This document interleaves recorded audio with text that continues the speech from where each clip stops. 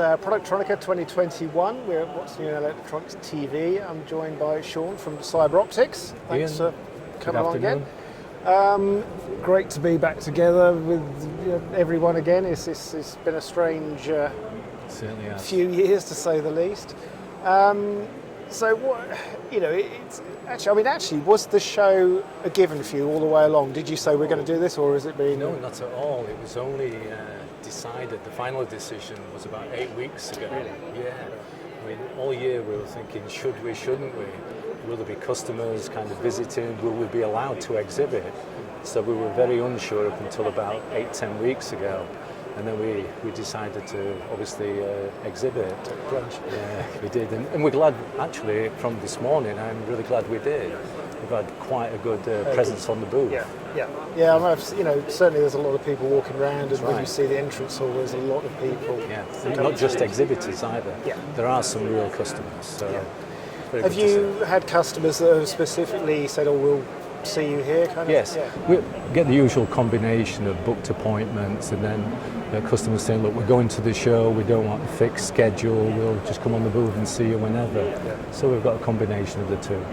Do you think that's going to be a kind of thing moving forward, that we're going to be doing a bit of a hybrid thing of some people be happy to do stuff remotely, others will like that? I think that's exactly face-to-face right. conversation. I think the hybrid working relationship will continue for sure.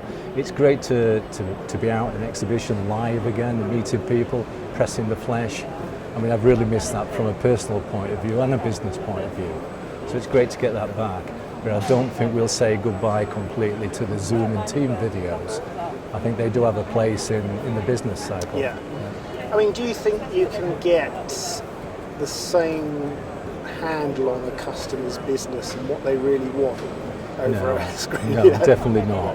Yeah. I think with the Teams and the Zoom videos, of course, they're very matter of fact, very focused on the details, and you don't get the personal relationship that you would build up with a face-to-face. Yeah. You don't get the water fountain kind of chat where you may get some additional information which you don't normally get on the video call. So. Yeah. Do you find that talking around the customer's requirements, you're sometimes dealing with, there's what they want and there's what they need, and you kind of have to make them meet somewhere in the middle? Absolutely. I think that's the key to, obviously, a successful relationship, understanding the customer's needs. Yeah, absolutely. Yeah. So what's new with Cyberoptics then? There's lots of things new in terms of what we have here at the exhibition. We have a 3D AOI solution, the SQ3000, and we're exhibiting or presenting unique CMM software. So we're converting what would be a traditional 3D AOI system into a high-speed CMM, coordinate measurement machine. So this can be for inline measurement of the SMT process, so electronic products, or alternatively plastic parts, metal parts, micro LED, advanced applications, wire bond. It has a very flexible measurement capability, but very accurate, very repeatable, with some unique metrology measurements at high speed. So we're demonstrating that at the show. Fantastic. How long does something like that take to develop? Quite a long time.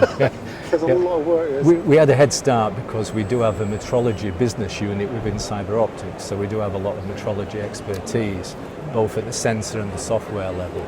So we did have a head start, but it did take quite a while, yes. Yeah. That's fantastic. So it's literally starting to be used with some customers now? We have customers utilising it today, yes. For not just for electronic manufacturing, but for metal parts, plastic parts, goods inwards inspection, quality control. Yeah. Yes.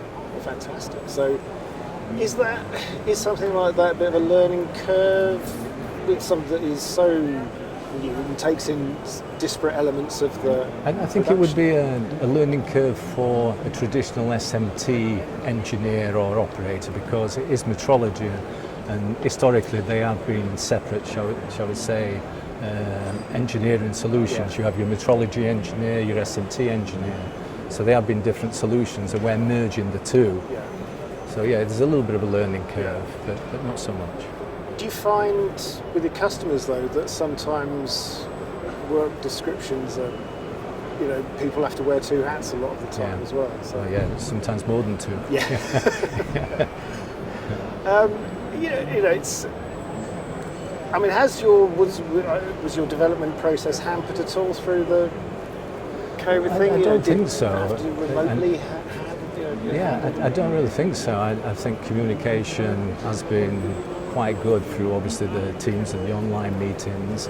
I would say, if anything, it's been enhanced really. We've probably had more meetings, so it's probably been more communicative, I think.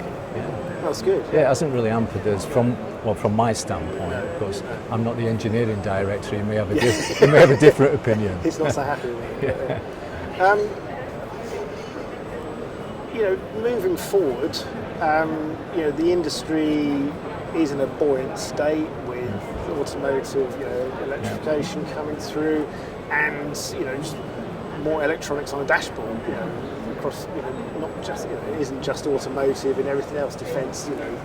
All of the different sectors seem to be all on the up, don't they? Yes, they do. So, surely, I guess, for your customers, those efficiency improvements and savings of little bits of time here and here can be the difference between getting contract or not getting contract, or fulfilling or not fulfilling. Yeah, absolutely. And I think you're absolutely right, there are real growth areas. I mean, automotive, advanced applications.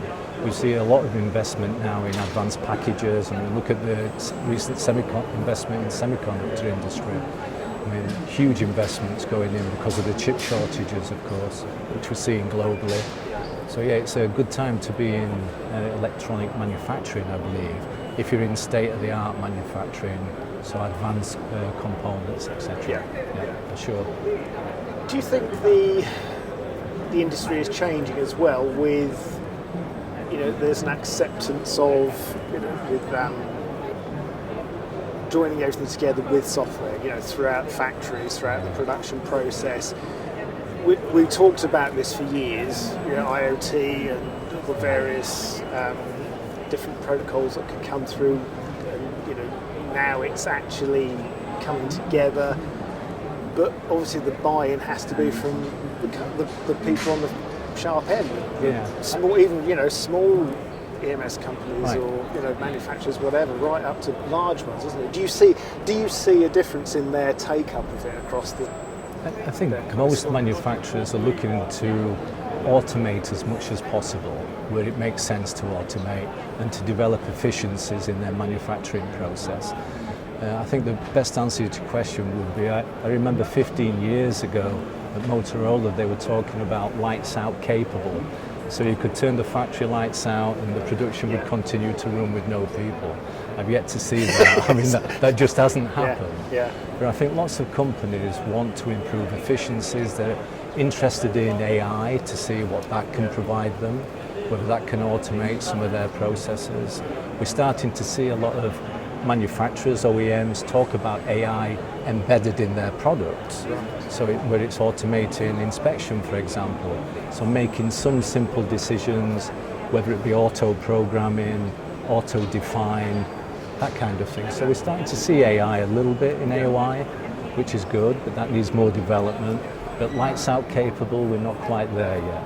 You can turn some of the lights out, but not all of them. It's funny, isn't it, though, how we've had catchphrases for the sort of come and go kind of thing, don't they? But elements of them keep going, and it sort of slowly ties itself together. But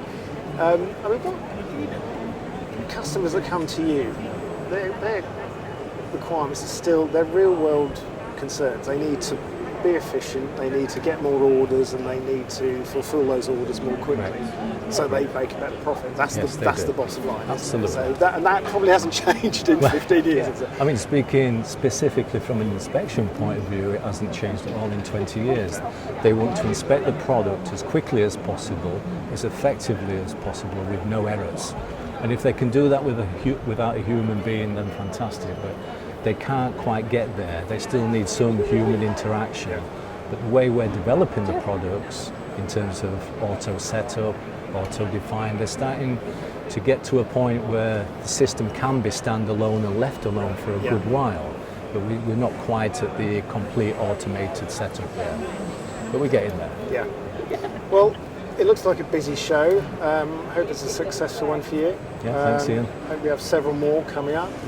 Hope we can attend them in person as well. Yes, yeah, exactly. Yeah. Thanks for the time, Sean. Thanks, yeah, Ian. Good to see you. talk. Thanks.